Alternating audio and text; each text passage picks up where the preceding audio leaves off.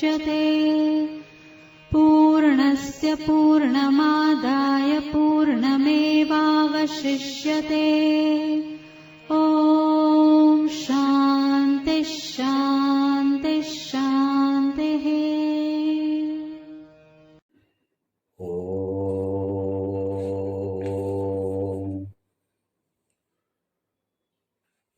श्रीचक्राङ्कितबिन्दुमध्यनिलयाम् पीताम्बरालङ्कृताम् शङ्खं चक्रवराभयं च दधतीं बालेन्दुमौलिं शुभाम् सिंहस्योपरि संस्थितां त्रिनयनां मूकासुरच्छेदिनीं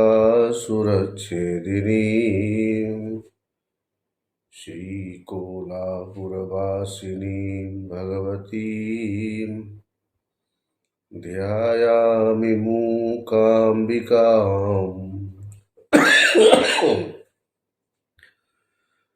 मम न भजन शक्तिः पादयोस्ते न रक्तिः न च विषय विरक्तिः ध्यानयोगेन शक्तिः। इति मनसि सदाहं चिन्तयन् आद्यशक्ते रुचिरवचनपुष्पैः अर्चनं संचिनोमि। सर्वमङ्गलमाङ्गल्ये शिवे सर्वार्थसाधिके शरण्ये त्र्यम्बके गौरी नारायणी नमोऽस्तुते। सर्वस्वरूपे सर्वेशे सर्वशक्ति समन्विते भयेभ्यस्त्राहि नो देवी दुर्गे देवी नमोऽस्तुते। या देवी सर्वभूतेषु मातृरूपेण संस्थिता नमस्तस्यै नमस्तस्यै नमस्तस्यै नमो नमः।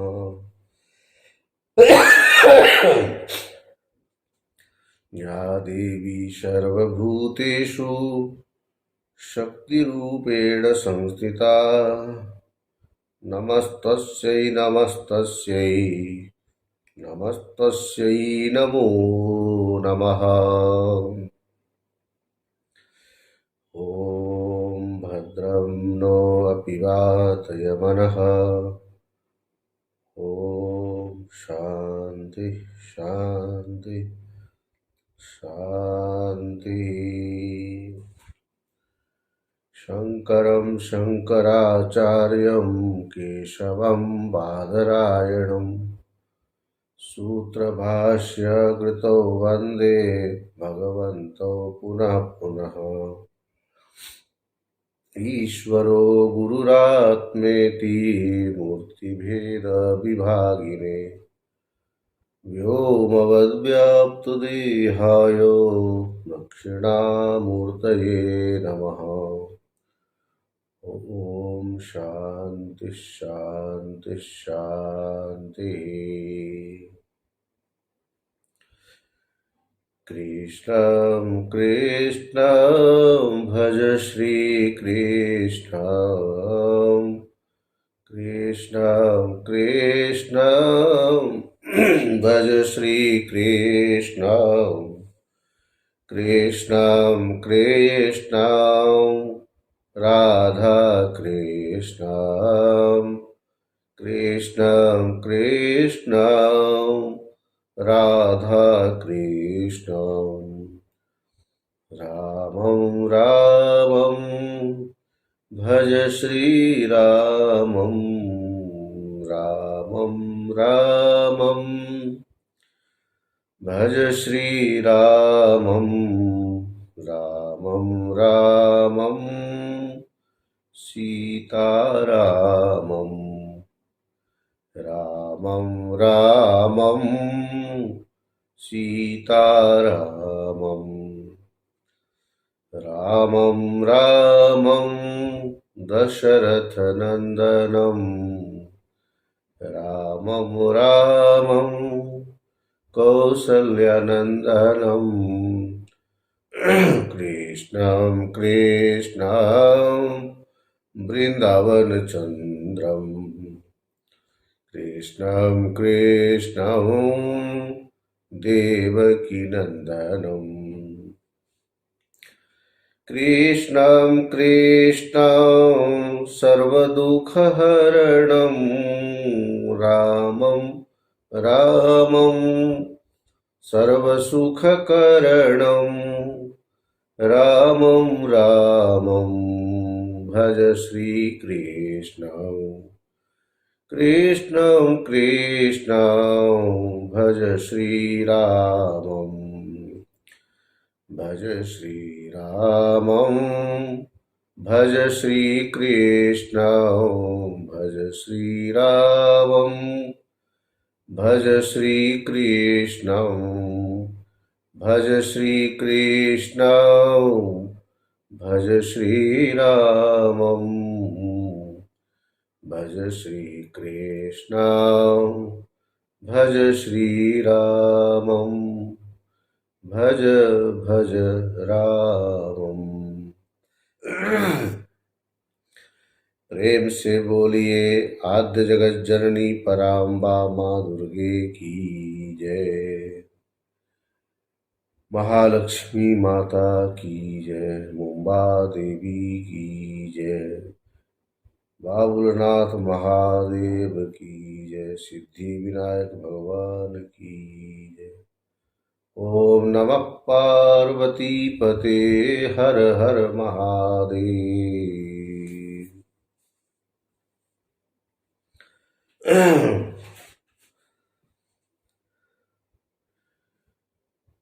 पराशक्ति प्रसादेन महत्त्वं प्रतिपेदिरे राजन् सुनिश्चितं विद्धि पराशक्ति प्रसादतः। देवी भागवत में बहुत विस्तार से भगवती के चरित्र के बारे में आता है।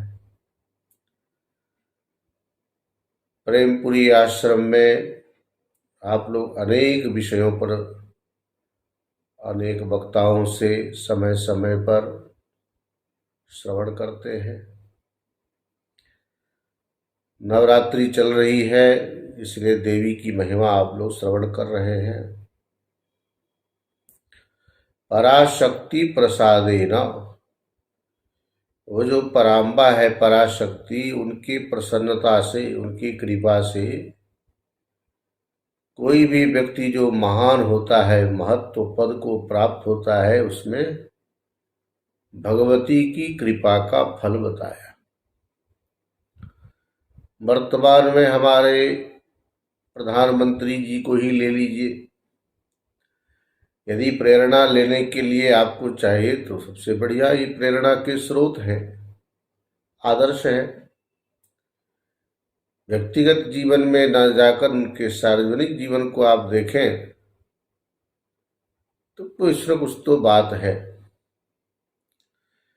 हो सकता है कि मेरा ऐसा बोलना किसी को खुशगवार ना भी गुजरे, लेकिन भाई जो दिखता है उतना बोलने में कोई अतिशयोक्ति तो नहीं ही होती। और जितने भी आचार्य हुए प्राचीन काल के सूर्यवंशी चंद्रवंशी राजा लोग, उन्होंने भी उस महत्व पद को प्राप्त किया तो उसमें किसका हाथ है, किसकी कृपा का फल है, तो पराशक्ति की आराधना करने का फल है। आराधना की जब बात आती है, जिस इष्ट देवता संबंधी जो आपके इष्ट देव हैं, उसमें अपने चित्त को समाहित कर देना, एकाग्र कर देना, चित्त को लगा देना, ही आराधना नाम से कहा जाता है। ऐसे देखा जाए राधना, पकाना, राधना बोलते हैं इसे, चावल को राधना पड़ता है। दूध आदि को बार बार उबालने के लिए उबटना पड़ता है। वैसे ही अपने चित्त को अनात्म वस्तुओं से हटाकर परम तत्व की ओर जो लगाने का कार्य है, बार बार उसमें जो अभ्यास करने का कार्य है, यही है आराधना। सामान्यतया व्यवहार में हम चित्त को किसी चीज में लगाते भी हैं तो कह दिया जाता है बड़े लगनशील हैं, तन्मयता से काम करते हैं, मन लगाकर कार्य करते हैं। लेकिन जब इसी मन को इष्ट देव में लगाने की बात हो तब उसका नाम आराधना पड़ जाता है। नौकरी पेशा में चित्त को लगाने पर भी नहीं कहेंगे आप बहुत अच्छी आराधना करते हो, लेकिन भगवत संबंधी जब आप चित्त को लगाते हो तब कहते हैं बहुत आराधना करते हैं। ऐसा शास्त्रों में बताया है। पराशक्ति प्रसादतः यद्यद् विभूति मत्सत्वं श्रीमद् ऊर्जितमेव वा तत्तदेवावगच्छत्वं पराशक्ति अंश संभवम। भगवान ने गीता में जो श्लोक का है उसी से पूरा मिलता जुलता है। केवल वहां कहा मम तेजोंश संभवम, यहाँ कहा पराशक्ति अंश संभवम, बाकी सब वही मिल रहा है। यद्यद् विभूति मत्सत्वम श्रीमद् ऊर्जितमेव वा तत्तदेवावगच्छत्वं पराशक्ति अंश संभवम। जो जो विभूति, वैभव, ऐश्वर्य इस संसार में दिखाई दे रहा है, जो कांति युक्त है, शक्ति युक्त है, ऐश्वर्य युक्त है, विभूति से युक्त है, उन सब को परम शक्तिमयी भगवती के अंश से ही उत्पन्न हुए हैं, ऐसा समझिए, ऐसा मानिए। कांति युक्त, शक्ति युक्त, विभूति युक्त अर्थात ऐश्वर्य युक्त। तो ऐश्वर्य, कांति और शक्ति, ऐश्वर्य को ही विभूति भी कहते, विभूति को ऐश्वर्य कहते हैं। ये सब के सब तत्तद यद्यत् तत्तत्, जो जो है वह वह, अवगच्छ जानो समझो, त्वम व्यास जी संबोधित करके कह रहे हैं जन्मेजय को, कैसा समझो। एते च अन्ये च राजानः पराशक्तेः उपासका संसार तरुमूलस्य कुठारा अभवन् नृप।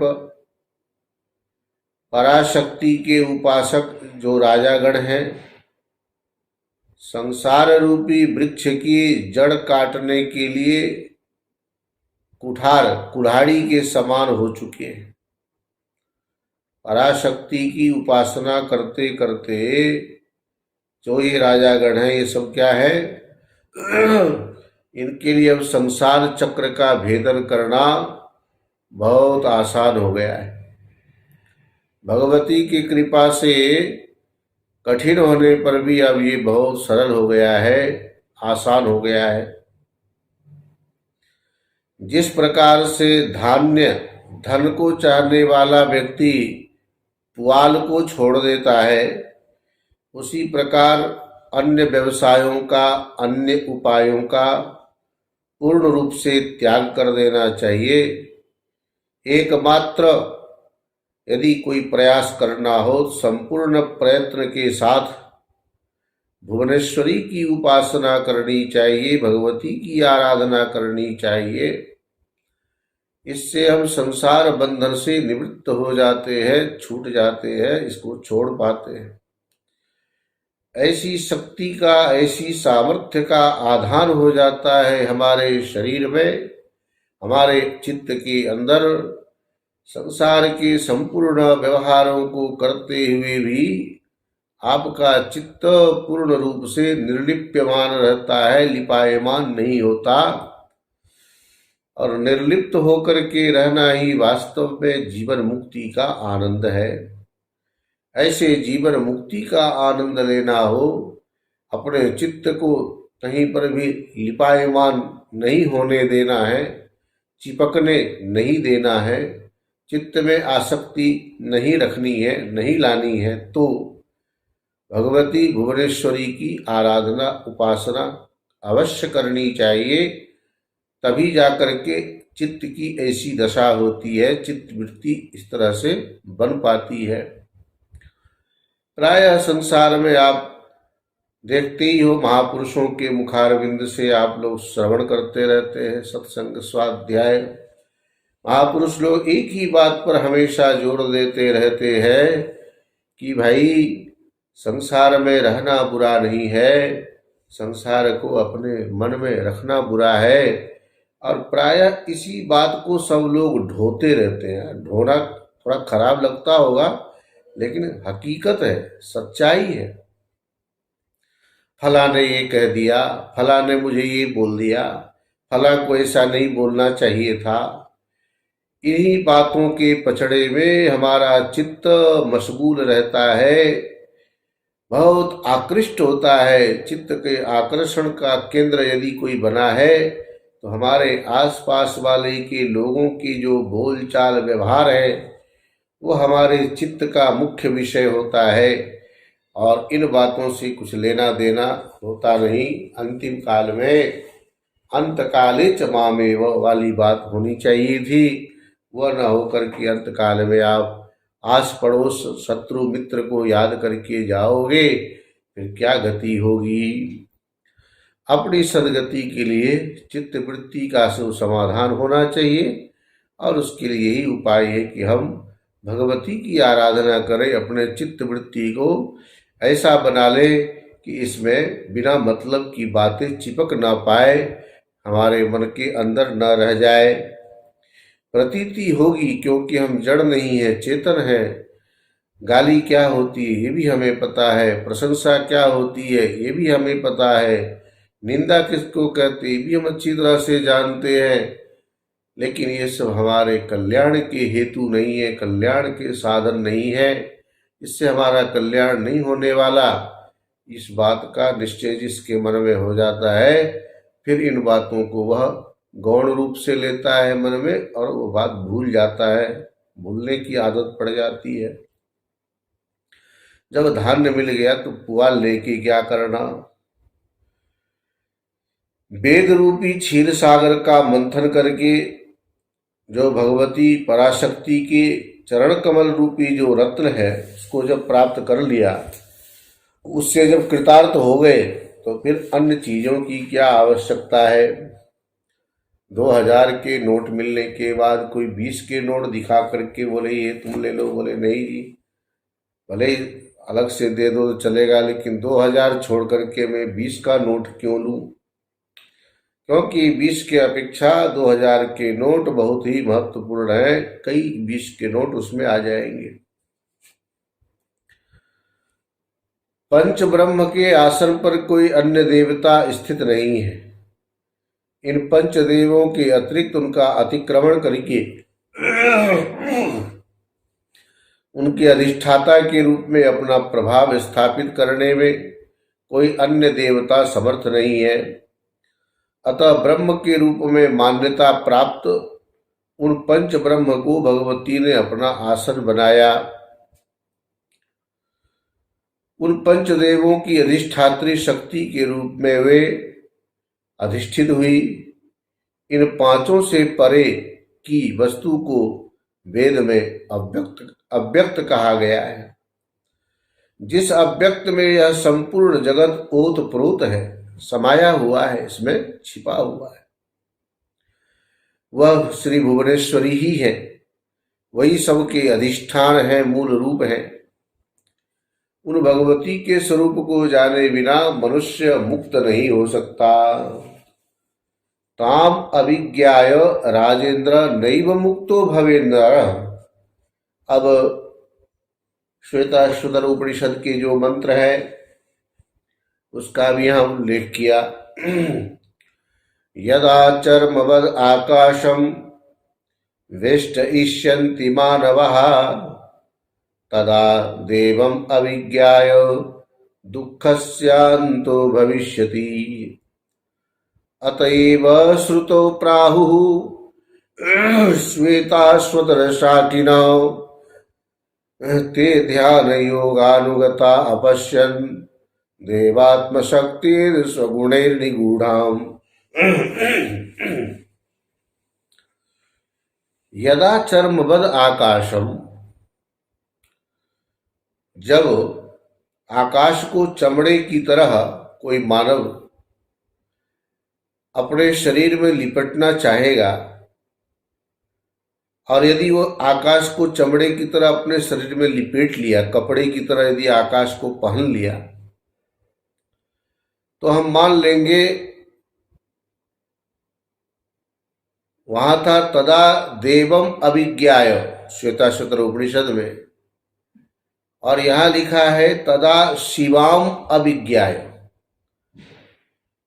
जैसे आकाश को कपड़े की तरह या चमड़े की तरह, चर्मवत है इसलिए चमड़े की तरह शरीर में यदि लिपेट लेवे, तो हम मान लेंगे कि शिवा भगवती के ज्ञान के बिना, भगवती को जाने बिना ही हमारे सारे दुखों का अंत हो जाएगा।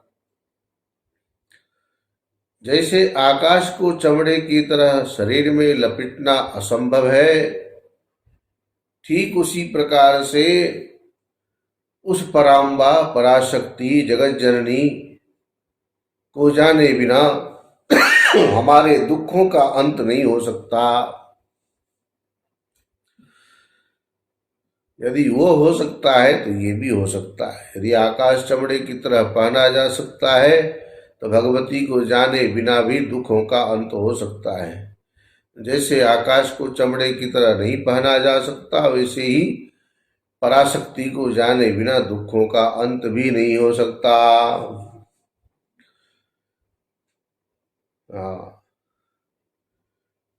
इसलिए उन महापुरुषों ने अपने गुणों से व्यक्त न होने वाली दिव्य शक्ति संपन्न भगवती जगदम्बा का दर्शन कैसे किया था? ध्यान योग द्वारा प्राप्त किया था। ध्यान योग के द्वारा जो भगवती अपने गुणों को अव्यक्त रखती, अर्थात जिनके गुण कभी व्यक्त नहीं होते, ऐसे अव्यक्त स्वरूपा महति प्रकृति वाली भगवती का दर्शन उन मुनियों ने, ऋषियों ने ध्यान योग के द्वारा किया।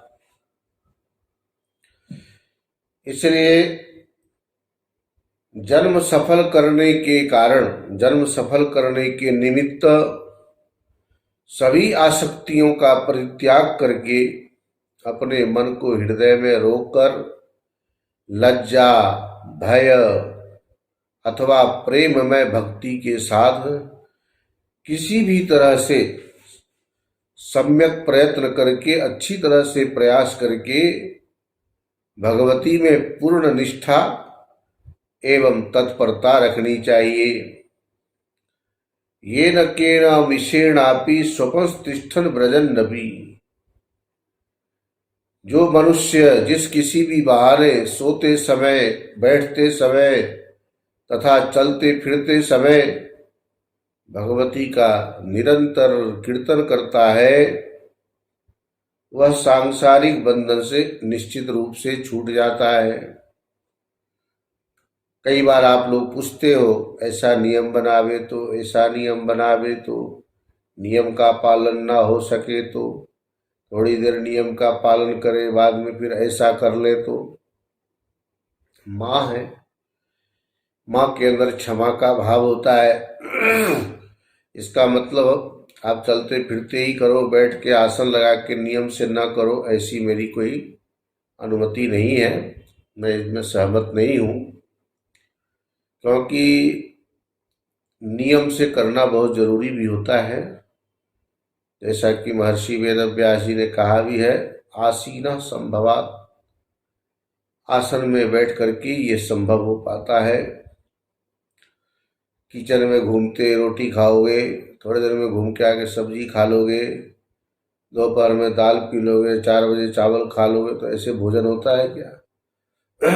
तृप्त होने के लिए, मन को प्रसन्नता पूर्वक भोजन जब आप करते हो बैठ करके, तो उसका एक विलक्षण आनंद होता है।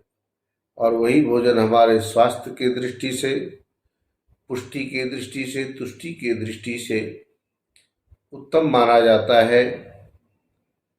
ऐसे ही प्रेम पूर्वक अपने आराध्य देव के सामने बैठकर और उनमें और अपने में भेद बुद्धि किए बिना अपने उपास्य को इतना जरूर है, श्रेष्ठ बुद्धि से, आदर बुद्धि से करें, क्योंकि मैं अपने हृदय में स्थित विराजमान ज्योतिष स्वरूप, दिव्य रूप परमात्मा को सामने मूर्ति में, फोटो में, चित्र में प्रतिबिंबित करके दर्शन कर रहा हूँ। आनंद आ रहा है, हमारे मन के भाव को जान रहे हैं। हम जो भी एक एक अक्षर बोल रहे हैं, सोच रहे हैं, जप रहे हैं, वो सब के सब सुन रहे हैं, देख रहे हैं। ऐसी भावना से प्रेरित होकर के जो किया जाता है वो अच्छा हो। इसलिए कीर्तयेत सततम देवीं सवै मुच्येत बंधनात्, तस्मात् सर्व प्रयत्नेन भज। इसलिए कोशिश करो, बार बार ऐसा भजन हो, भज सेवायाम, ऐसी उनकी सेवा हो। सततम कीर्तयन्त माम यतन्तश्च दृढ़व्रतः, मच्चित्ता मद्गत प्राणा बोधयन्त परस्परम कथयन्तश्च माम नित्यम तुष्यन्ति च रमन्ति च। गीता में भी ये सब निर्देश किया है। उनकी उपासना की पद्धति कैसी है, आराधना करने का उपाय जगह जगह बताया गया है। विराट रूपाम सूत्र रूपाम तथा अंतर्यामी रूपिणीम, सोपान क्रमतः पूर्वम ततः शुद्धे तु चेतसी। विराट रूप वाली भगवती, सूक्ष्म रूप वाली तथा अंतर्यामी स्वरूपिणी महेश्वरी की उपासना कीजिए। इस प्रकार आप पहले सोपान क्रम से, सोपान क्रम का मतलब होता है सीढ़ी में जैसे एक एक पग पे चढ़ते हैं, एक एक स्टेप क्रॉस करते ऊपर की ओर जाते हैं, उसको सोपान क्रम बोलते हैं, स्टेप बाय स्टेप। पुनः अंतःकरण शुद्ध हो जाने पर सांसारिक प्रपंच तथा उल्लास रहित सच्चिदानंद लक्ष्यार्थ स्वरूपिणी तथा ब्रह्म रूपिणी उन पराशक्ति भगवती की आराधना कीजिए, जो सच्चिदानंद रूपिणी है, लक्ष्यार्थ स्वरूपिणी है, ब्रह्म रूपिणी। ऐसे पराशक्ति की आराधना करने के लिए कहा कि पहले सोपान क्रम से जाए। विराट रूप, सूक्ष्म रूप और अंतर्यामी रूप से बढ़ करके जब आगे निकलेंगे तो हमारे चित्त की एक ऐसी स्थिति हो चुकी होगी जिससे फिर उस पराम्बा जगत जननी के तात्विक रूप का आविर्भाव होने लगता है चित्त में। और उस स्थिति में पहुंचने के लिए ही ये क्रम बताया गया है। इस क्रम से चलने से बड़ा अच्छा रहता है। इसलिए कह दिया सच्चिदानंद लक्ष्यार्थ रूपाम ताम ब्रह्म रूपिणीम, आराधय पराम शक्तिम प्रपंचोल्लास वर्जिता। तो ये जो देवी गायत्री आदि है या गायत्री मंत्र है, कोई भी आप बीज मंत्र आदि लेकर ये सब वहीं पर पहुंचाने के एक साधन है, उस लक्ष्य तक ले जाने के लिए। उस स्थिति में जब तक न पहुंच जाए तब तक ये साधन किसी काम के नहीं माने जाते। कौन कब किस भाव से वहां पहुंच जाता है पता ही नहीं चलता। बड़े आश्चर्य की बात है। तस्याम चित्तलयो यह स तस्या आराधनम स्मृतम, ये आराधना का लक्षण बता दिया। कहा है कि भगवती में चित्त को जो लीन कर देना है वही उनका आराधन कहा गया है। भगवती में चित्त को लीन कर देने का नाम ही क्या है? आराधन। तस्याम चित्तलयो यह स तस्या आराधनम स्मृतम। राजन राज्ञाम पराशक्ति भक्तानाम चरितम मया। व्यास जी ने ये सब कथा विस्तार से सुना रहे हैं अभी वर्तमान में। भगवती के चरित्र सुना करके जनमेजय को कहा कि सूर्य और चंद्र वंश में उत्पन्न पराशक्ति के जो उपासक धर्मपरायण तथा मनस्वी राजाओं की कीर्ति, धर्म, बुद्धि, उत्तम गति तथा पुण्य प्रदान करने वाले चरित्र का वर्णन किया। और आगे जो कुछ सुनना चाहते हो भी मुझे बताओ। तब जनमेजय बोलते हैं, गौरी लक्ष्मी सरस्वत्यो दत्ता पूर्वम पराम्बया हराय हरये तद्वत् नाभि पद्मोद्भवाय च तुषाराद्रेश्च दक्षस्य गौरी कन्येति विश्रुतम् क्षीरोदरेश्च कन्येति महालक्ष्मीरिति स्मृतम् मूलदेवी उद्भवानां च कथं कन्यात्वमन्ययोः असंभाव्यमिदं भाति संशयोऽत्र महामुने छिन्धि ज्ञानासिना तं त्वं संशयच्छेद तत्परः। पूर्व में मणिद्वीप निवासिनी, मणिद्वीपे चिंतामणिमय गृहे चित्ररुचिरे विराजन्तीमम्बां परशिवहृदि स्मेरवदनाम् नरो ध्यात्वा भोगं भजति खलु मोक्षं च लभते। भगवती की आराधना का यही फल है कि श्री सुंदरी सेवन तत्पराणाम। भगवती सुंदरी की आराधना करने से उसके लिए भोग और मोक्ष दोनों सुलभ हो जाते हैं। प्रायः देखा तो ये गया है कि जहाँ भोग है वहाँ मोक्ष नहीं है, और जहाँ मोक्ष है वहाँ भोग नहीं है। लेकिन भगवती सुंदरी, त्रिपुर सुंदरी, राजराजेश्वरी पराम्बा भगवती की आराधना करने वाले, उपासना करने वाले के लिए जो दोनों विरोधी स्वभाव है अविरुद्ध हो जाते हैं।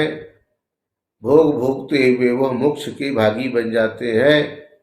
ऐसी भगवती की कृपा उन्हें प्राप्त होती है। भगवती की कृपा से ये संभव हो जाता है। तो मणिद्वीप निवासिनी पराम्बा भगवती ने गौरी, लक्ष्मी और सरस्वती को उत्पन्न कर उन्हें क्रमशः शिव, विष्णु तथा पद्मयोनि ब्रह्मा को सौंप दिया था। साथ ही यह भी सुना गया है कि गौरी हिमालय तथा दक्ष प्रजापति की कन्या है और महालक्ष्मी क्षीर समुद्र की कन्या है, ऐसा कहा गया है। मूल प्रकृति भगवती से उत्पन्न ये देवियां दूसरों की कन्याएं कैसे हुई? हे महामुने, यह असंभव सी बात प्रतीत होती है। इसमें मुझे संदेह है। अतः संदेहों का छेदन करने में पूर्ण तत्पर आप मेरे उस संशय को अपने ज्ञान रूपी खड्ग से काट दीजिए। ऐसा निवेदन किया जनमेजय ने व्यास जी से। क्योंकि जो जो बात सुनी है उन बातों में जो विरुद्ध अंश है, जिन बातों से संशय उत्पन्न होता है, उन संशयों को छेदन करने में, काटने में आप कुशल हैं। इसलिए जो कुछ भी अभी पूछा जन्मेजय ने, उसका उत्तर व्यास जी क्रमशः इसलिए देने लगे। कहते हैं कि आपको मैं परम अद्भुत रहस्य बताता हूं, क्योंकि आप जैसे देवी भक्तों के लिए भगवती का कोई भी रहस्य छिपाने योग्य नहीं है। भगवती का जो भक्त होता है या जिसके बारे में हम जानना चाहते, जिज्ञासु है, तो गुरुजनों का कर्तव्य है कि शिष्य के सामने तत्संबंधी विषय को अच्छी तरह से खोल करके बताए, उसका अच्छी तरह से उद्घाटन करे, हाँ, पर्दा हटाए। देवीत्रयम् यदा देवत्रयायाद,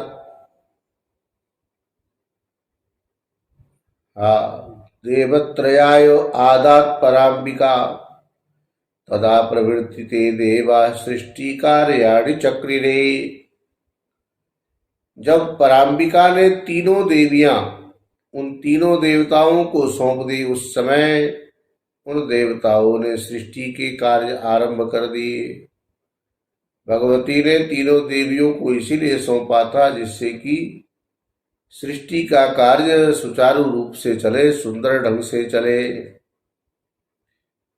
देवी भक्तस्य ते किंचित तदा प्रवृत्ति ते देवा सृष्टि कार्याणि चक्रिरे।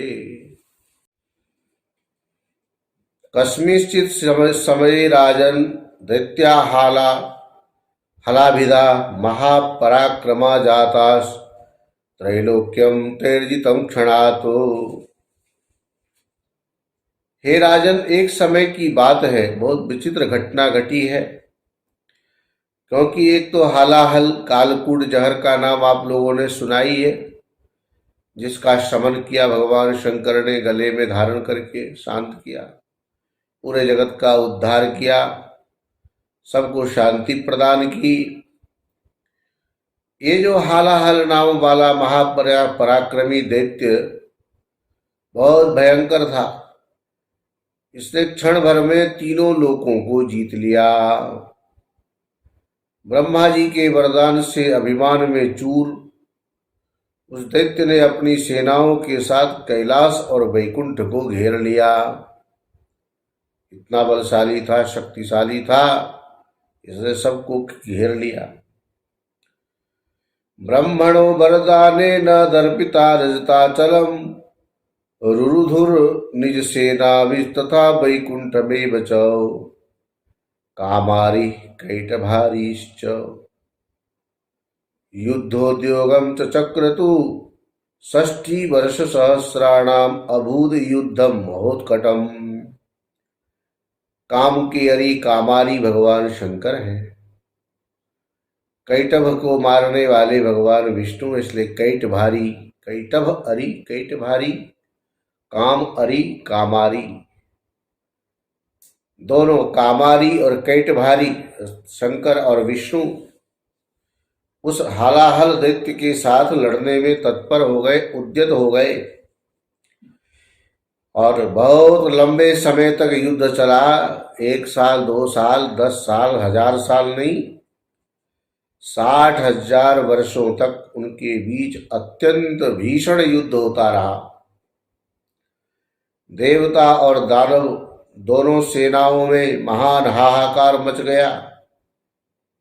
तब अंत में उन दोनों ने बड़े प्रयत्न के साथ उस दैत्य को मार डाला। हालाहल को बहुत प्रयास करने के बाद मार डाला।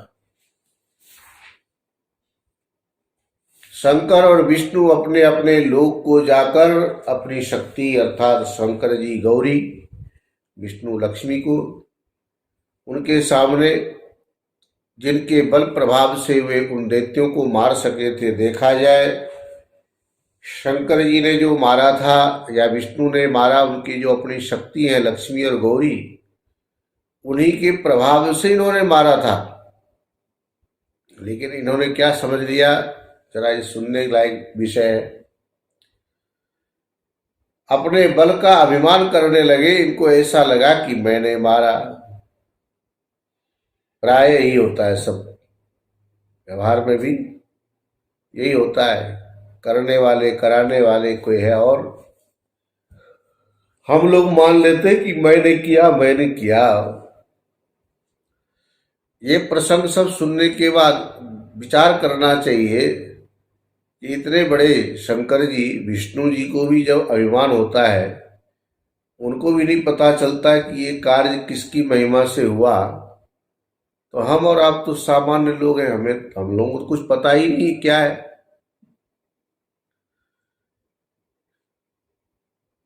देवावती वसंक्रुद्धो मोहितो आदि माया। भगवती ने जब देखा ये दोनों अभिमान से मोहित हो रहे, अभिमान करके, तो छद्म पूर्वक हास करने लगी, हंसी उड़ाने लगी, लक्ष्मी और गौरी दोनों। और आदि माया के प्रभाव से ऐसे उन दोनों को विमोहित किया, दोनों शक्तियों ने, इससे इनको क्रोध आ गया, कुपित हो गए और अवहेलना पूर्वक अनुचित उत्तर देने लगे। जो नहीं बोलना चाहिए वो बोलने लगे। ऐसा होता है ना, आदमी के जब मन की बात ना हो तो इसी तरह से बोलते हैं। फिर क्या था, जब ये दोनों जो नहीं बोलना चाहिए वो बोले, तो फिर शक्ति स्वरूपा लक्ष्मी और गौरी को भी कोप आ गया, क्रोध आ गया और उन दोनों वहां से छोड़ के उन्हें चली गई। शक्ति के जाने से अंतरहिते च अभवताम हाहाकारस्तदा ही अभूत। क्यों ऐसा हुआ? निस्तेजस्कौ च निशक्ति विक्षिप्तौ च विचेतनौ अवमानात् तयो शक्त्योर जातो हरिहरौ तदा। वे दोनों देवियां उसी क्षण शंकर और विष्णु से पृथक होकर जब अंतर्धान हो गई, इससे वे दोनों निस्तेज हो गए, शक्तिहीन हो गए। शक्तियों के अपमान करने के कारण आज उनके सामने एक बहुत बड़ी चुनौती आ गई। निस्तेज होने का परिणाम ये हुआ, शक्तिहीन, विक्षिप्त और चेतना रहित हो गए। अवमाना तयो शक्तियों जातु हरिहरु तदा। ये स्थिति जब ब्रह्मा जी ने देखी तो उन्हें बड़ा आश्चर्य हुआ, क्योंकि सृष्टि की व्यवस्था चलाने के लिए तीनों कार्यों का होना जरूरी है। ये बड़ा एक क्रम है। हम लोग आजकल बोलते हैं ना, अभी तो मोबाइल के रिचार्ज कराओ तो बोलते लाइफ टाइम। लाइफ टाइम वहां किस हिसाब से बोला है पता नहीं। अब तो 3 महीने के नाम पर रिचार्ज होता है, 84 दिन मिलते हैं। पहले था लाइफ टाइम, महीने महीने के रिचार्ज की जगह लाइफ टाइम टॉक टाइम का सिस्टम आया। हर बार कुछ न कुछ टेक्नोलॉजी में बदलाव आता रहता है। केवल मोबाइल की ही बात नहीं, खाने पीने से लेकर कपड़ों आदि की बात करें, सब में एक मैन्युफैक्चरिंग डेट से लेकर एक्सपायरी डेट का उल्लेख मिलता है। कब तक उसकी वैलिडिटी है, इसका विचार किया जाता है। ब्रह्मा जी भी सृष्टि बनाते हैं तो ये बहुत सोचने वाली बात है। हम सब के ऊपर भी मैन्युफैक्चरिंग और एक्सपायरी डेट का जो सिस्टम है वो ब्रह्मा जी के विधान के अनुसार है। अब यहाँ तो ये है कि जब तक कपड़े न फटे तब तक आप अपने कमरे में, घर में रखो, कोई कुछ बोलने वाला नहीं। भले गीता में उदाहरण दिया वासांश जीर्णानि यथा विहाय, लेकिन यहाँ जो शरीर को रखने की बात है, शरीर को चलाने की बात है, 9 महीने में गर्भ में बच्चा तैयार हुआ, बाहर आया, पालन पोषण जब होना है और अंतिम अवस्था में जो संहार होना है, 2 काम ब्रह्मा जी के बाद विष्णु और शंकर का होता है। ब्रह्मा जी तो उत्पन्न करते हैं, विष्णु पालन करते हैं, शंकर जी संहार करते हैं। पालन और संहार की व्यवस्था यदि सुचारू रूप से न चले तो ब्रह्मा जी पैदा भी कर देंगे तो उसका गुजारा कैसे होगा। और अब बनाए जाएंगे, आगे कोई जाएगा नहीं, जगह भर जाएगी, एक सृष्टि प्रक्रिया में अव्यवस्था उत्पन्न होगी। इसलिए ब्रह्मा जी का चिंता करना, ब्रह्मा जी के मन में चिंता का होना एक उचित है, लाजमी है, अपरिहार्य है। इसलिए ब्रह्मा जी को बड़ी चिंता होती है कि विष्णु और शंकर का जो कार्य था वो क्यों नहीं हो रहा, वो क्यों नहीं कर पा रहे हैं। ब्रह्मा चिंतातुरो जातः किम एतत् समुपस्थितम् अकांडे किम निमित्तेन संकटम समुपस्थितम। अकांड कोई कांड हो, कोई कारण हो तो ठीक है, क्या कारण हो अभी ब्रह्मा जी को समझ में तो आया नहीं, कैसे हुआ होगा। प्रलयो भविता किंबा जगतोस्य निरागस। ब्रह्मा जी चिंता से अधीर हो गए, चिंता में पड़ गए, सोचने लगे कि यह क्या हो गया। देवताओं में प्रधान शिव और विष्णु अपने कार्य करने में असमर्थ क्यों हो गए, यह संकट किस कारण से अचानक उपस्थित हुआ। इस निरपराध जगत का तो प्रलय हो जाएगा भाई, जो हुआ उनका आपस में तो बाद में पता चलेगा। लेकिन जिस जगत ने अभी तक कुछ नहीं किया, ऐसे इनोसेंट, दोष रहित, निर्दोष जगत का एक अचानक ही प्रलय होने का जो वातावरण उत्पन्न हो रहा है। कोरोना में किसने किससे बदला के लिए किया, बदले की भावना से ग्रस्त होकर, अब वो चाहे नेचुरल वायरस तो नहीं माना गया, ये बनाए हुए वायरस मानते हैं। और ऐसे सुना है कि उनके उस लैब में अनगिनत वायरस हैं और आने वाले समय में यही होना है। अभी अस्त्र शस्त्र की लड़ाई की जगह वायरस लड़ाई है। देख ही रहे इस समय दुनिया को, जो जहां बैठे हैं सब ठप पड़ गया, अस्त्र शस्त्र कुछ नहीं चला, युद्ध भयंकर हुआ है और आज भी सब लड़ रहे हैं। और नहीं तो अपनी जिंदगी से लड़ने के लिए सबको मजबूर कर दिया है। ऑनलाइन हो चाहे ऑफलाइन हो, चाहे वर्चुअल प्रोग्राम हो, अनेक टेक्नोलॉजी के सहारा ले लेकर के घरों में बैठ करके भी इन सारे कार्यों को चलाया जा रहा है। लेकिन किसी न किसी रूप में यह छद्म युद्ध जो छेड़ दिया गया, इस संसार के लिए बहुत बड़ा संकट वाला समय है। इस बार के संवत्सर ऐसा ही है, राक्षस जैसा बताया। 20 में हम 21 की आस लेके बैठे थे कि 20 खराब जाएगा तो 21 अच्छा आएगा।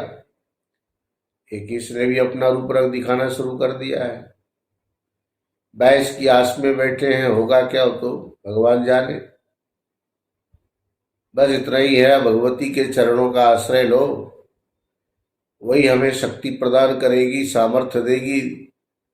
ऐसे घोर संकट काल का सामना हम कर पाएंगे, अन्यथा बहुत मुश्किल है। जिन लोगों के ऊपर ये बात बीत रही है उनसे पूछिए, कोरोना की पीड़ा जिसने झेली है या जिसको हुआ है कोरोना, या जिनके परिवार के कोई सदस्य उस रोग के कारण चले गए, महामारी के कारण, वो तो कोरोना के नाम से ही दुखी हो जाते हैं सुन के। जिनको नहीं अनुभव हुआ वो मजाक समझते हैं। भगवान करे ऐसी बुद्धि ना दे, इसको बड़े सीरियसली लेना चाहिए, गंभीरता से। आप भी बचें, हमें भी बचाएं, एक दूसरे की सुरक्षा करें, बचाव का ध्यान रखें, बहुत आवश्यक है। संसार की व्यवस्था जो चलने की प्रक्रिया है और इसका जो संहार होने का समय है, ये दोनों निर्धारित करने वाले विष्णु और शंकर इस समय अपने कार्य करने में असमर्थ हो गए हैं। इसलिए ब्रह्मा जी चिंतातुर हैं। निमित्तम नैव जाने हम कथम कार्या प्रतिक्रिया। अब पता तो चले कि ये दोनों अपने कार्य करने में क्यों असमर्थ हो गए, तभी तो उसकी प्रतिक्रिया ढूंढेंगे। इतने में चिंतातुर ब्रह्मा जी आंखें बंद करके देखते हैं तो पता चल गया पराशक्ति प्रकोपात्तु जातमेतर इति स्मः जानंस्तदा सावधानः पद्मजो अभून्नृपोत्तम।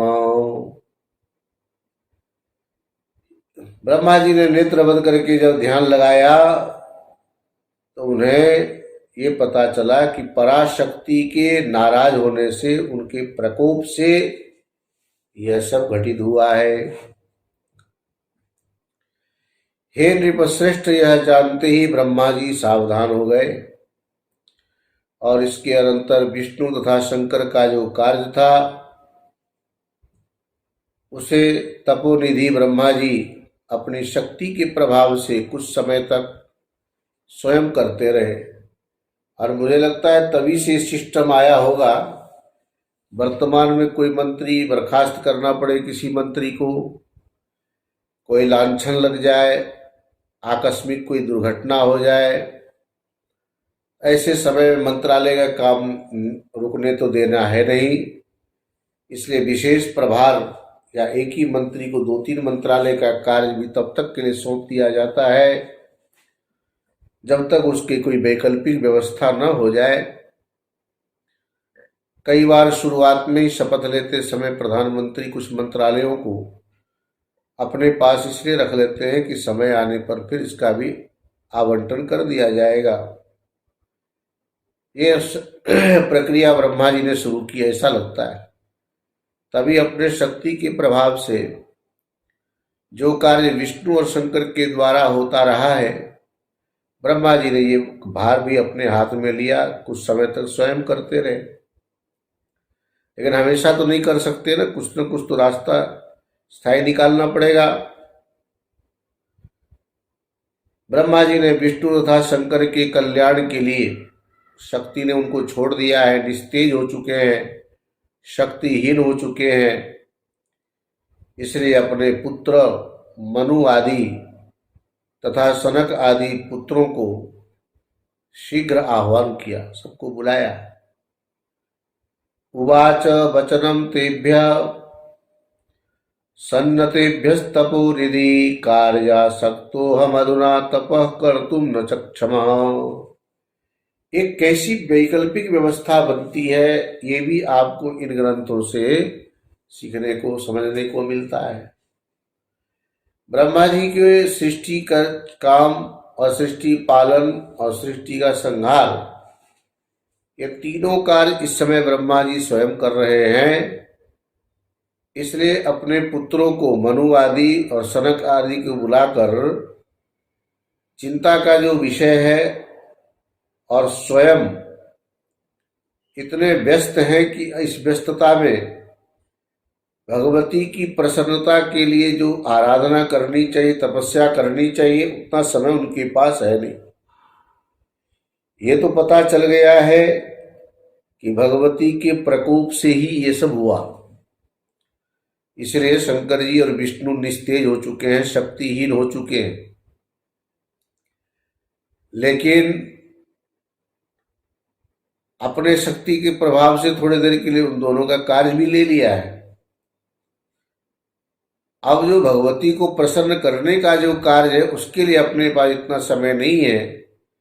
यहाँ एक गंभीर विषय ये है, लोग तो कहेंगे चलो भाई पुराणों की कथा है, कल्पना हो सकती है। थोड़ी देर के लिए आप घर भी छोड़ के जाते हो, उस घर के चिंता कितनी रहती है आपको। हम जा रहे हैं, अगल बगल वाले को भी बोल देते हो, चाबी भी दे देते हो, या किसी को अपने रिश्तेदारों में से, परिवार में से बोलते घर में रह जाना, सो जाना, रात को आ जाना, सवेरे चले जाओगे चलेगा, शाम को जरूर आ जाना, लाइट जला देना। कितनी चिंता करते हो, कितना ख्याल करते हो। क्यों भाई? आप नहीं रहोगे तो क्या हो जाएगा, जो होना है होने दो। लेकिन आपको पता है कि आपकी जिम्मेदारी, वो आपका कर्तव्य है, आपका अपना मकान है। इसलिए इतनी चिंता होती है और उसकी पूरी व्यवस्था बना करके ही आप आगे की ओर कदम रखते हो। ब्रह्मा जी को सृष्टि रूपी जो अपना घर बनाना है, चलाना है। शंकर और विष्णु के निस्तेज होने से, शक्तिहीन होने से कार्य अपने हाथ में ले भी लिया, लेकिन उनको पता है कि अब जो घर बिगड़ने की स्थिति में है, विष्णु पालन करते हैं, शंकर जी संहार करते हैं, लेकिन बीच में सृष्टि को चलाने, बनाने और सुचारू ढंग से, व्यवस्थित ढंग से चले, इसके लिए ब्रह्मा जी के जो बाकी संतान हैं, इन सब का बड़ा योगदान है। उन्हीं ऋषियों मुनियों के कारण हम लोगों के कुल, खानदान, गोत्र आदि की परंपरा बनी हुई है। इसलिए ये अपने ही परिवार के हैं, अपने घर के हैं। यहां पर एक ये भी बात है, ब्रह्मा जी शंकर विष्णु से अलग नहीं है, और उसी तरह से ब्रह्मा जी के ये संतान है, ये भी अपने परिवार के ही है। क्योंकि यहाँ आप कह सकते हो कि भगवती को प्रसन्न करने के लिए इन लोगों का सहारा क्यों लिया जा रहा है। ऐसा भी हो सकता है, घर में कोई व्यक्ति, सदस्य जब अच्छे कार्य करते हैं तो पूरे परिवार को भी लाभ मिलता है। इस बात की शिक्षा देने के लिए ब्रह्मा जी ने इस प्रकार का एक आदर्श स्थापित किया।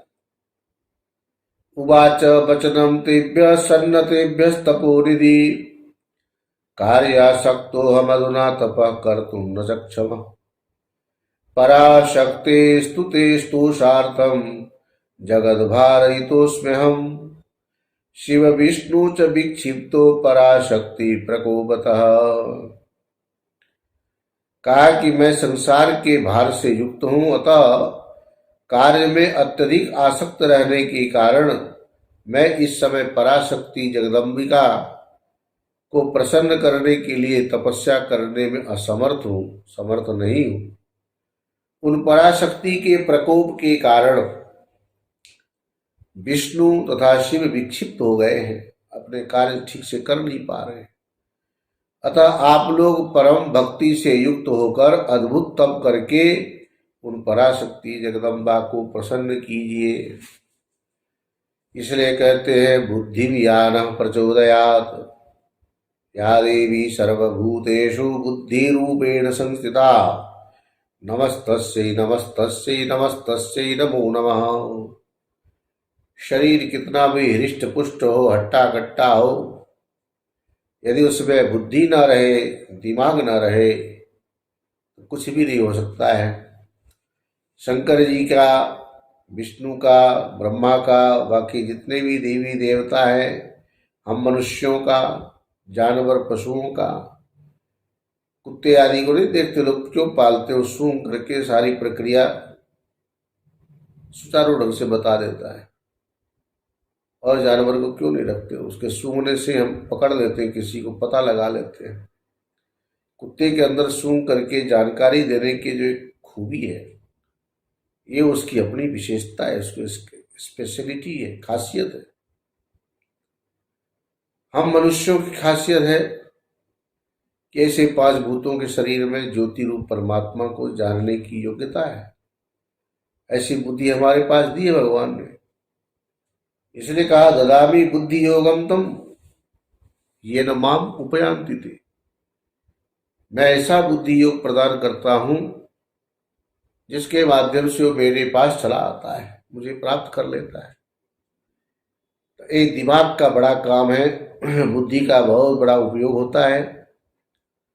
तस्मात्ताम परमाम शक्तिम यूयम संतोषयन्त्वथ अत्यद्भुतम तपः कृत्वा भक्त्या परमयायुता।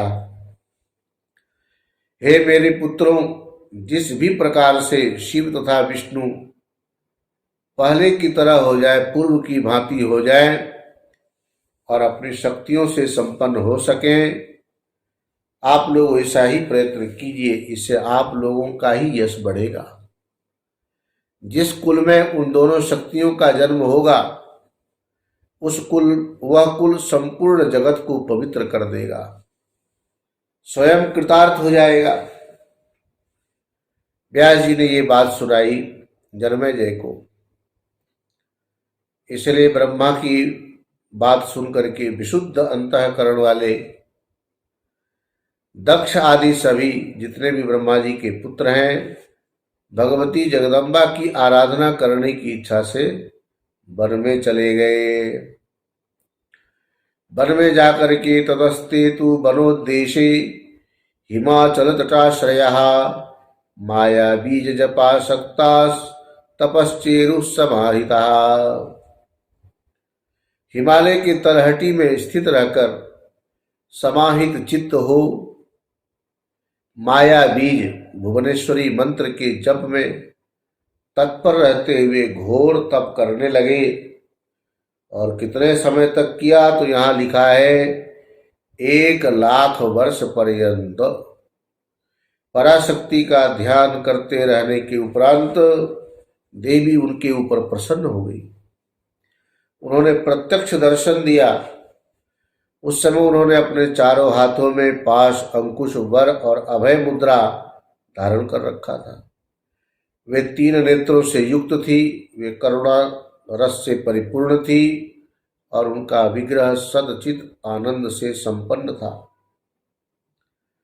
दृष्ट्वा तां सर्वजननीं तुष्टुमुर्मुनयो मलाः नमस्ते विश्वरूपाय वैश्वानरसमूर्तये।